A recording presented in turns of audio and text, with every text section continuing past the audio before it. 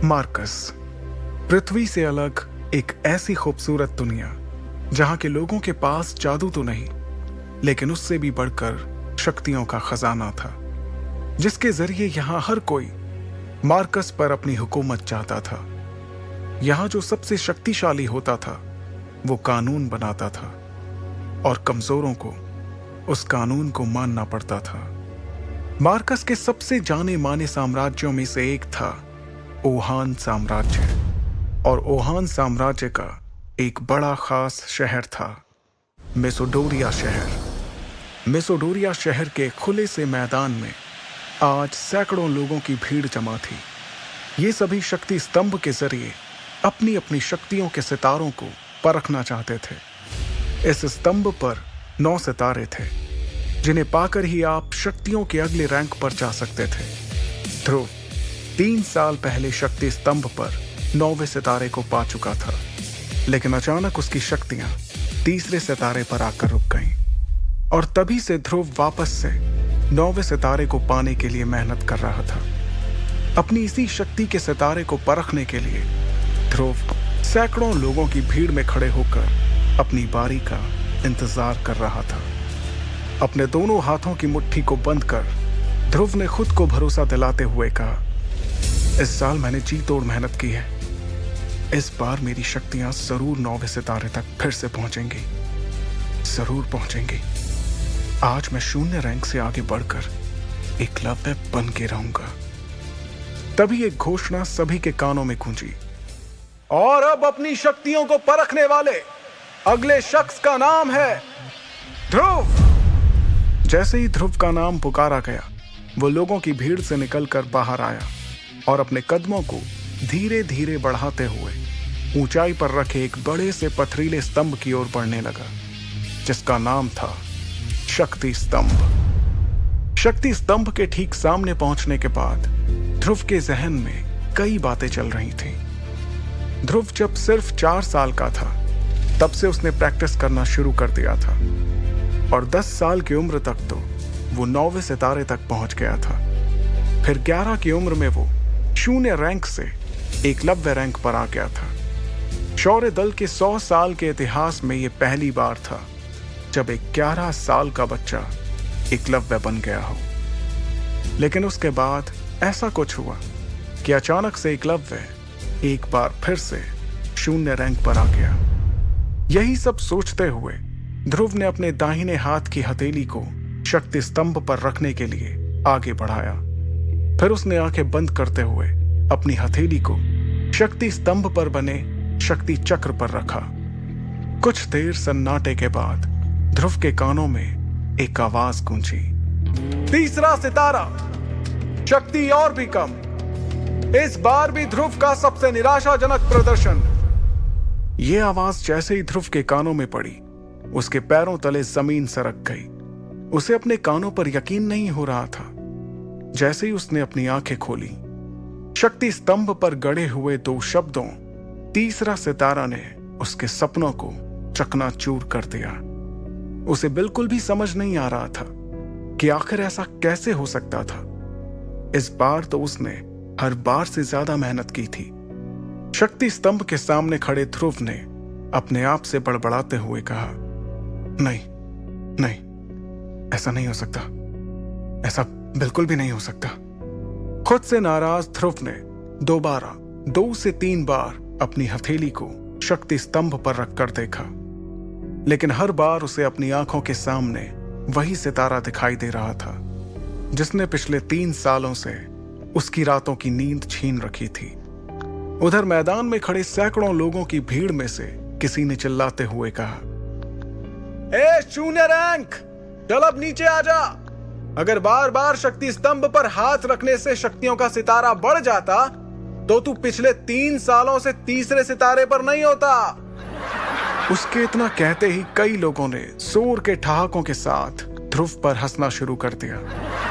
ये हंसी के ठहाके पूरे मैदान में गूंजते हुए ध्रुव के कानों में तीर की तरह चुभ रहे थे। ध्रुव ने वहां से निकलने के लिए अपने कदमों को आगे बढ़ाना शुरू किया, लेकिन अब उसके कानों में उन सभी के हंसी के ठहाकों के साथ कई ताने भी सुनाई देना शुरू हो गए। क्यों भाई, एक बार फिर से ध्रुव ने साबित कर ही दिया कि वो पिछले 3 सालों से शून्य था, शून्य है और आगे भी शून्य ही रहेगा। गलती से ही हीरो बन गया था ये छोटी सी उम्र में। हाँ भाई, बिल्कुल सही कहा। और मेरे हिसाब से अब इस शून्य की कीमत हमारे शौर्य दल में किसी कचरे से कम नहीं है। बात तो तुम्हारी भी सही है, लेकिन हमारी मजबूरी भी तो देखो। हमारे शौर्य दल के जांबाज लीडर अरेंद्र उसके पिता हैं। अगर ऐसा नहीं होता तो हम लोगों ने इसे कब का मेसोडोरिया से बाहर फेंक दिया होता।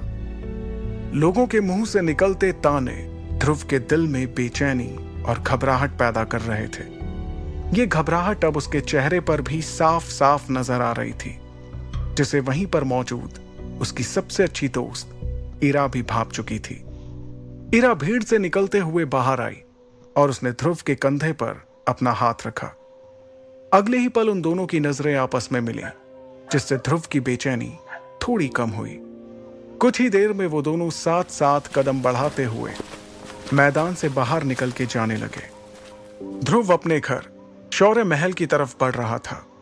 तभी इरा ने उदास दिख रहे ध्रुव का हौसला बढ़ाते हुए कहा, ध्रुव, तुम्हें उन लोगों की बातों से परेशान नहीं होना चाहिए। मुझे तुम पर पूरा भरोसा है। एक ना एक दिन तुम एकलव्य जरूर बनोगे। इरा अपने सबसे अच्छे दोस्त को दिलासा देने की कोशिश कर रही थी, लेकिन इस वक्त ध्रुव के जहन में सिर्फ एक ही बात चल रही थी कि आखिर इतनी मेहनत करने के बाद भी उसकी शक्तियां क्यों नहीं बढ़ रही थी। एक तरफ जहां ध्रुव की परेशानियां बढ़ती जा रही थी, तो दूसरी तरफ एक और परेशानी उसके घर की ओर कदम बढ़ा रही थी। लेकिन ध्रुव उस परेशानी से पूरी तरह बेखबर था। ध्रुव और इरा आखिरकार शौर्य महल पहुंच गए। शौर्य महल में ध्रुव के पिता अरेंद्र, जो कि शौर्य दल के लीडर भी थे, अपने दल के कुछ बुजुर्गों के साथ बैठकर किसी खास मुद्दे पर बातचीत कर रहे थे। लेकिन जैसे ही अरेंद्र की नजर अपने बेटे ध्रुव पर गई, उसके उदास चेहरे को देखकर उन्हें सब कुछ समझ आ गया। वो अपनी बातचीत को वहीं पर रोककर ध्रुव के पास गए। अरेंद्र ने अपने बेटे ध्रुव को सीने से लगाते हुए कहा, कोई बात नहीं ध्रुव, तुम मेरे बेटे हो, शौर्य दल के लीडर अरेंद्र के बेटे। अगली बार तुम्हें जरूर कामयाबी मिलेगी, हिम्मत मत हारना। इस वक्त शौर्य महल के दरबार में बैठे सभी लोगों की नजर ध्रुव पर ही थी। तभी अचानक एक लड़की नीले रंग के गाउन में अपने लंबे लंबे कदमों के साथ शौर्य महल के इस दरबार में दाखिल हुई। इस लड़की का नाम लारा जयान था। लारा के दादाजी ओहान साम्राज्य के शेरदिल सेनापति रह चुके थे और लारा अंबर दल की होने वाली लीडर थी। अंबर दल ओहान साम्राज्य के सबसे ताकतवर दलों में से एक था। यह इतिहास में पहली बार था कि कोई इतनी कम उम्र में अंबर दल का लीडर बनने वाला था। लारा को अपने सामने देखकर सभी लोगों के साथ अरेंद्र भी हैरानी में पड़ गए, क्योंकि सभी जानते थे कि ये कोई आम लड़की नहीं, बल्कि अंबर दल की होने वाली लीडर थी। लारा का अचानक इस तरह से महल में आना किसी को भी समझ नहीं आ रहा था। फिर भी उसे अपनी ओर आते देखकर शौर्य दल के प्रमुख अरेंद्र ने कहा, तुम्हारा स्वागत है लारा। ना कोई खत, ना कोई खबर, इस तरह से यूं अचानक, सब ठीक तो है? अरेंद्र के सवाल पर लारा ने अपने दाहिने हाथ से चुटकी बजाते हुए अपने बॉडीगार्ड्स की ओर इशारा किया। इशारा पाते ही वो सभी एक कदम आगे आए। वो बॉडीगार्ड्स एक बड़े से हरे रंग के बॉक्स को पकड़े हुए थे। बॉक्स की तरफ देखते हुए लारा ने अपनी तीखी और तेज आवाज में कहा, मुझे पता चला है कि ध्रुव इस साल भी अपनी शक्तियों को नहीं बढ़ा पाया, इसलिए मैं ध्रुव के लिए एक खास चीज लेकर आई हूं। इसे पीने से उसे अपनी खोई हुई शक्तियां एक बार फिर से मिल जाएंगी। अरेंद्र ने ध्रुव की ओर देखकर दोबारा लारा को देखते हुए कहा, लेकिन लारा, हम तुमसे कोई तोहफा नहीं ले सकते, और वैसे भी तुम कुछ ही दिनों में हमारे परिवार का हिस्सा बनने वाली हो, इसलिए इस तोहफे की कोई जरूरत नहीं है। अरेंद्र की बात खत्म भी नहीं हुई थी और बॉडीगार्ड्स ने उस बॉक्स को खोल दिया। सभी को बॉक्स में हरे रंग की शरबत से भरी बोतलें दिखाई दे रही थी। वहां मौजूद सभी लोगों ने इस शरबत को पहचान लिया था। अरेंद्र ने उस शरबत की ओर हैरानी से देखते हुए कहा, करिश्माई शरबत? यह तो बहुत ही कीमती शरबत है। हम तुमसे इतना कीमती तोहफा बिल्कुल भी नहीं ले सकते लारा। लारा ने देरी किए बिना तुरंत अरेंद्र से कहा, आप जानते हैं ना कि यह करिश्माई शरबत ध्रुव के लिए कितना फायदेमंद साबित हो सकता है। मुझे लगता है कि ध्रुव को इस शरबत को ले लेना चाहिए, क्योंकि अब तो शहर में ध्रुव के लिए तरह तरह की बातें भी होने लगी हैं। उसकी बात का जवाब देते हुए अरेंद्र ने कहा, मैं जानता हूं लारा, और मैं ये भी जानता हूं कि इस करिश्माई शरबत के कई फायदे हैं, लेकिन इस बात से भी इनकार नहीं किया जा सकता कि इससे ध्रुव को कोई फायदा नहीं होगा, क्योंकि उसकी शक्ति 9 सितारों से ऊपर नहीं है। और तुम ये जानती हो ही कि अगर 9वें सितारे से कम शक्ति वाला कोई इस शरबत को लेगा तो इससे उसकी शक्तियां और भी कम हो सकती हैं। अरेंद्र अपनी बात को पूरी करते उसके पहले ही लारा ने उन्हें टोकते हुए कहा, हाँ मैं जानती हूं कि शक्तियां कम भी हो सकती हैं, तो इसमें इतना परेशान होने वाली कौन सी बात है। ध्रुव का शक्ति का सितारा तो वैसे भी 3 पर ही है। ध्रुव के पास अब हारने को बचा ही क्या है। इससे पहले कि अरेंद्र कुछ कहते, लारा की इस बात पर अब ध्रुव ने अपनी चुप्पी तोड़ते हुए कहा, मैं कभी भी अपनी शक्तियों को इस तरह से नहीं बढ़ाऊंगा लारा। तुमने ये सोच भी कैसे लिया? लारा ने भी तुरंत इस बात का जवाब दिया, अच्छा तो फिर तुम किस तरह से अपनी शक्तियां बढ़ाओगे? वैसे ही जैसे पिछले 3 साल से बढ़ा रहे हो। लारा की इस बात का ध्रुव के पास कोई जवाब नहीं था। लारा ने अरेंद्र के पास जाकर उन्हें इत्मीनान से कहा, ठीक है, अगर आप इस करिश्माई शरबत को तोहफे के तौर पर नहीं लेना चाहते तो क्या आप मुझे इसके बदले में कुछ दे सकते हैं? लारा की इस बात पर अरेंद्र ने बिना कुछ सोचे समझे कहा, हाँ हाँ बिल्कुल, क्यों नहीं। हम तुमसे इस शरबत को लिए बिना भी तुम्हें जो चाहिए वो दे सकते हैं। लारा ने बेझिझक जवाब दिया, मेरे और आपके परिवार के बड़े लोगों ने सालों पहले ध्रुव और मेरा जो रिश्ता तय किया था, मैं उसे आज तोड़ना चाहती हूं। लारा के मुंह से इस बात को सुनकर ध्रुव, उसके पिता अरेंद्र और वहां पर मौजूद सभी लोगों के पैरों तले जमीन सरक गई। एक पल के लिए वहां सन्नाटा छा गया। किसी को भी इस बात पर यकीन नहीं हो रहा था कि लारा ने अपने और ध्रुव के रिश्ते को तोड़ने की बात कही थी। अगले ही पल अरेंद्र ने अपनी नाराजगी जाहिर करते हुए तेज आवाज में कहा, लारा, ये जानते हुए भी कि यह रिश्ता तुम्हारे और हमारे परिवार के बड़े लोगों ने तय किया है, तुम कैसे रिश्ते को तोड़ने की बात कर सकती हो? तुम जानती हो ना ये कितना गलत माना जाता है। अरेंद्र की नाराजगी के जवाब में लारा ने बड़ी ही बेफिक्री के साथ कहा, यह रिश्ता जरूर परिवार के बड़े लोगों ने तय किया था, लेकिन तब और अब में काफी फर्क आ चुका है। आज मेरे और मेरे परिवार के लोगों की शक्तियां कहां से कहां पहुंच चुकी हैं, जबकि ध्रुव पिछले 3 सालों से वहीं पर अटका हुआ है। लारा के मुंह से अपने और अपने परिवार की बेइज्जती होते देखकर अब ध्रुव से रहा नहीं जा रहा था। उसे लारा पर बहुत गुस्सा आ रहा था। तभी लारा ने अपनी बात को आगे बढ़ाते हुए कहा, और वैसे भी सभी जानते हैं कि मैं इस वक्त अंबर दल की लीडर बनने वाली हूं, और इसके लिए यह बहुत जरूरी है कि मेरा किसी कमजोर के साथ कोई संबंध ना हो।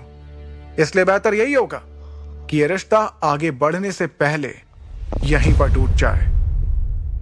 अंबर दल की लीडर बनने वाली बात पर गौर करते हुए अरेंद्र ने उससे कहा, तो यह है असली बात, बाकी सब तो तुम्हारे लिए एक बहाना था, सिर्फ एक बहाना। तुम्हें परिवार की कोई फिक्र नहीं है।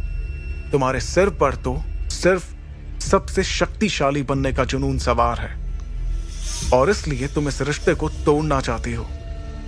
इस बार लारा ने बेशर्मी से जवाब देते हुए कहा, तो आप ही बताइए कि मैं कैसे उस इंसान से अपना रिश्ता जोड़ लूं जो पिछले 3 सालों से अपनी शक्तियों को बढ़ा नहीं पा रहा। लारा की इस बात का वाकई में वहां पर किसी के पास कोई जवाब नहीं था।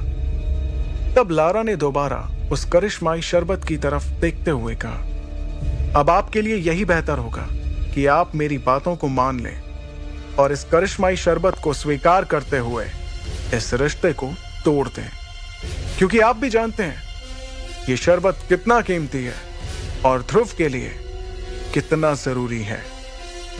अब ध्रुव के सब्र का बांध भी टूट चुका था। वो लारा के ठीक सामने आकर खड़ा हो गया और उसकी आंखों में आंखें डालते हुए बोला, ठीक है, तुम्हें इस रिश्ते को तोड़ना है तो ये टूटेगा, जरूर टूटेगा। ध्रुव के इतना कहते ही सभी हैरानी से उन दोनों के चेहरे की तरफ देखने लगे। तभी ध्रुव ने अपनी बात को आगे बढ़ाया, लेकिन इस रिश्ते को तोड़ने से पहले हमारी शादी होगी और उसके बाद मैं तुम्हें तलाक देकर इस रिश्ते को हमेशा हमेशा के लिए तोड़ दूंगा। बताओ, है मंजूर? ध्रुव की इस बात पर लारा ने तपाक से गुस्से में झल्लाते हुए कहा, ये क्या बकवास कर रहे हो तुम? तुम्हें मालूम भी है इससे मेरे परिवार की कितनी बदनामी होगी?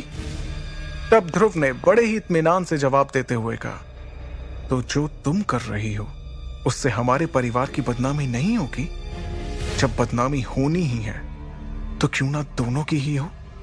इस जवाब पर लारा ने तेवर दिखाते हुए कहा, मुझे यकीन नहीं आ रहा है कि मैं उसी ध्रुव से बात कर रही हूं जिसे मैं कुछ सालों पहले मिली थी। ध्रुव ने बिना वक्त गवाए अपने उसी अंदाज को बरकरार रखते हुए कहा, मुझे भी यकीन नहीं हो रहा है कि कैसे तुम इस करिश्माई शरबत की आड़ में इस रिश्ते को खत्म करने के लिए बिना कुछ सोचे समझे यहां चली आई। इतनी बातें करते हुए ध्रुव और लारा दोनों के चेहरे एक दूसरे के बहुत ही नजदीक आ गए थे। उन दोनों की आंखें एक दूसरे को घूरे जा रही थीं। माहौल गर्माता हुआ देखकर लारा के बॉडीगार्ड्स अपनी जगह से आगे बढ़े, लेकिन अगले ही पल लारा का एक इशारा मिलते ही उन सभी ने अपने आप को रोक लिया। फिर लारा ने अपनी बात को आगे बढ़ाते हुए कहा, मेरे पास एक तरीका है जिससे हम इस रिश्ते का फैसला कर सकते हैं। ध्रुव ने उससे पूछा, और वो क्या है? लारा ने कहा, 3 साल बाद हम दोनों के बीच एक मुकाबला होगा। अगर उस मुकाबले में मैं जीत गई तो तुम्हें इस रिश्ते को तोड़ना होगा, और अगर तुम जीत जाते हो तो वही होगा जो तुम चाहोगे। लारा की ये शर्त सुनते ही शौर्य महल में एक सन्नाटा छा गया था। अब सभी की नजरें ध्रुव के जवाब का इंतजार कर रही थीं। क्या ध्रुव अपनी मंगेतर लारा की शर्त मानेगा? आखिर क्या वजह है जो ध्रुव की शक्तियां पिछले 3 सालों से आगे नहीं बढ़ पा रही थी? कैसे लड़ेगा ध्रुव अपने से शक्तिशाली लारा से? जानने के लिए वीडियो अच्छा लगे तो लाइक करें, सब्सक्राइब करें, कमेंट करें, शेयर करें।